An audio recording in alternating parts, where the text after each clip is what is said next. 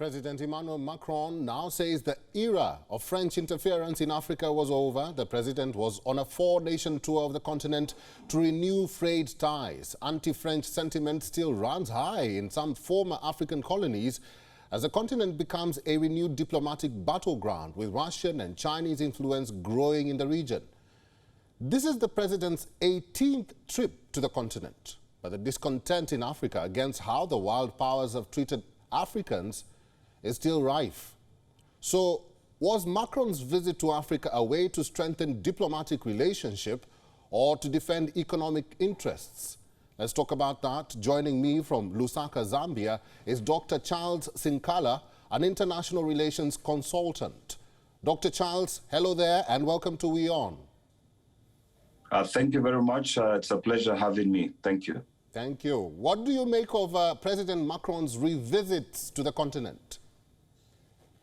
Well, 18 times in the African continent, that simply shows that the president of France is going beyond his interest in terms of Francophone countries. And I think that also speaks that his relationships with those Francophone countries in the West Africa has gone sour or has gone south. He's now looking further to strengthen up his relationships with other nations in Africa, and I think to pursue the same agenda as they started it in the colonial times. Some critics think that the real purpose of the visit is not diplomatic or even humanitarian, rather a way to show Macron's economic vision that focuses on defending the presence of big petrodollar industries in Africa. Do you agree with the critics or not?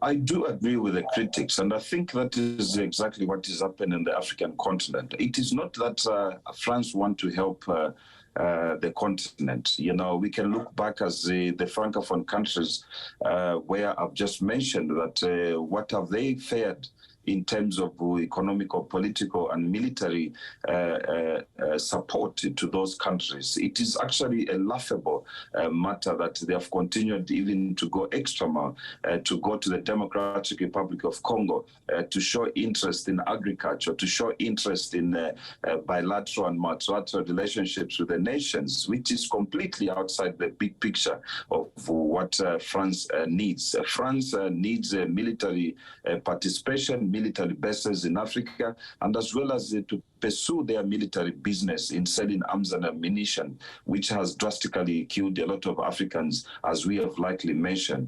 Their fight in the scramble of Africa, as you mentioned earlier, we have the United States of America, we have as well Russia, we have China as well. China seems to be a better devil than the rest of them, but we can see how all these nations are scrambling into Africa to get their share, and they condemn the others that they are criminal mercenaries, like what the French president has mentioned in terms of Russia and the Wagner Group, that these are criminal mercenaries who are creating civil wars in Central African Republic, they are creating civil wars in West Africa, and now in Democratic Republic of Congo, and as well fronting Rwanda as the ones who are generating those M53 rebels. Dr. Charles, French-speaking countries have found new allies in Russia or China, like you mentioned there. Do you think this Macron's visit will avert that influence? And how long will it take for a country like France to strengthen links and relations with African countries? Well, you know, it is quite unfortunate that African leaders always look at France as somebody or a country, a nation, you know, with their strategy now, which has come where now they are more not of robust enforcement of their policies or interest in Africa, but they're coming in the way like, you know, I always refer to, they are dressed now like Mother Teresa or in high heel shoes and black suits, pretending to be part of the humanitarian crisis eradication. But we can see that as well as the mindset of African heads of states and government, they're still erstwhile connected to the erstwhile colonizers, where they feel that French government, will assist them. I see also when he was Democratic Republic of Congo, President Emmanuel Macron offered 37 million pounds to assist in terms of humanitarian crisis. These are pledges which did not see even the light of the day. But the other countries are in resistance of such advancements. We can see how South Africa has positioned itself in terms of foreign policy and how they interact with the nations such as France and the other nations on the continent who are trying to take advantage of the crisis that is happening in Africa. Now that you've mentioned African leaders, some consider Macron to be more of an authoritarian, especially when he speaks to his African counterparts. He sort of tells them what to do. Have you observed that with his visits? Of course, I've observed that. And I mean, you could hear from his interaction in his last trip in Democratic Republic of Congo after he came from the Congo. He mentioned that if Rwanda is not going to come to the table, they're going to institute sanctions.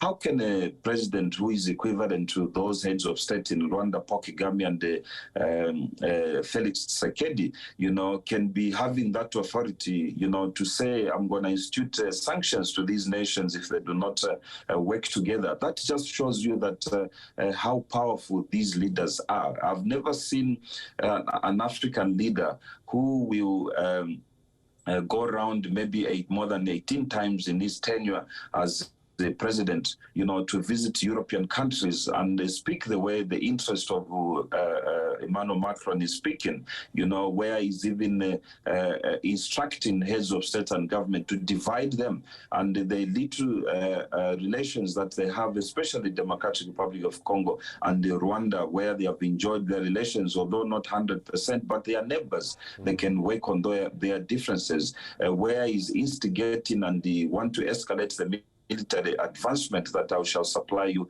with security, these are just mercenaries.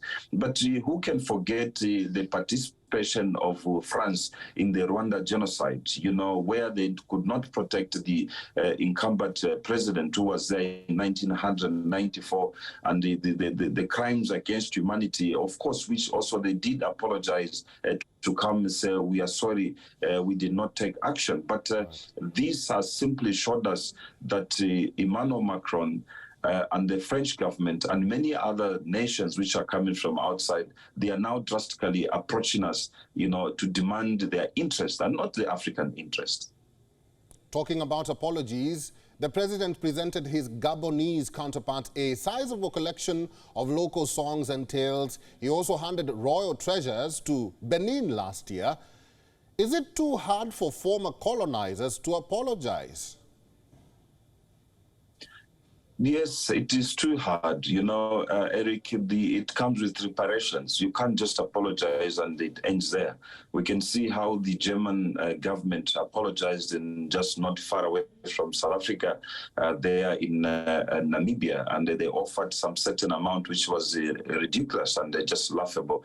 There is certain things that, they have to do beyond just an apology.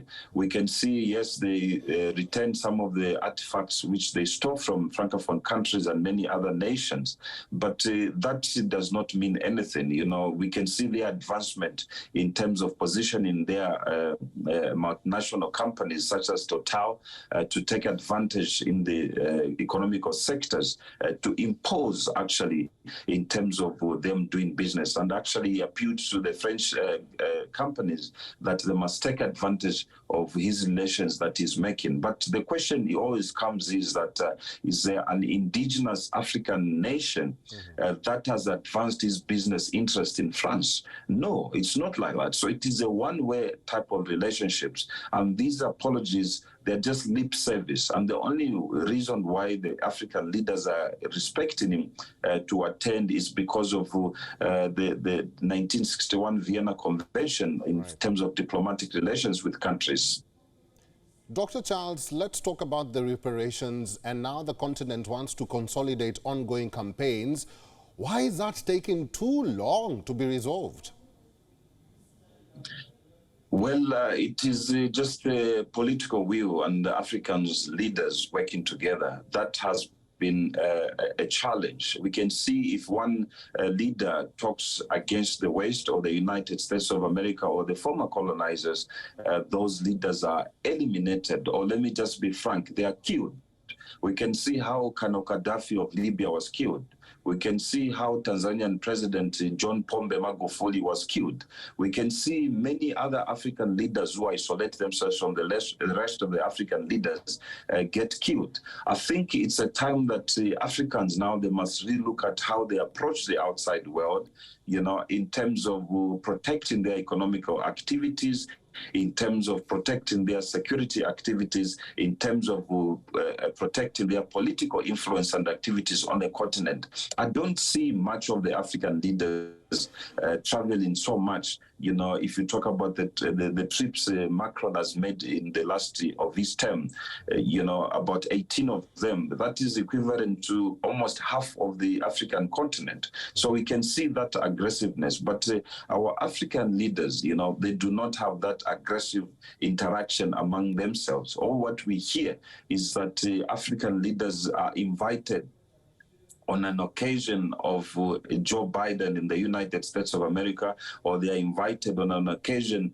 of the East by the Chinese People's Republic of China. We can see that as well. Emmanuel Macron, not long ago, before he was booted out of Mali, he invited the African leaders to go there and find solutions for Africa. Meanwhile, these solutions are embedded in their influence and manipulation of the African security through private and military security companies.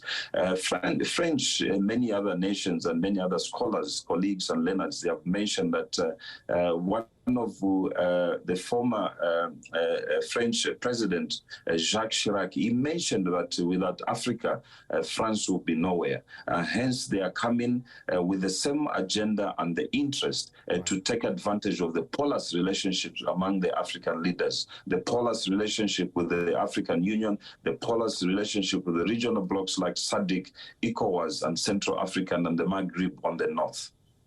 Dr. Charles, my final question to you, and I want your brief response to it.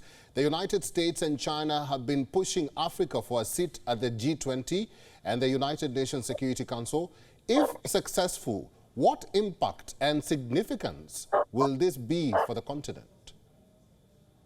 Well, then we'll have a big say. You know, we've been fighting for the seat, especially at the United Nations Security Council.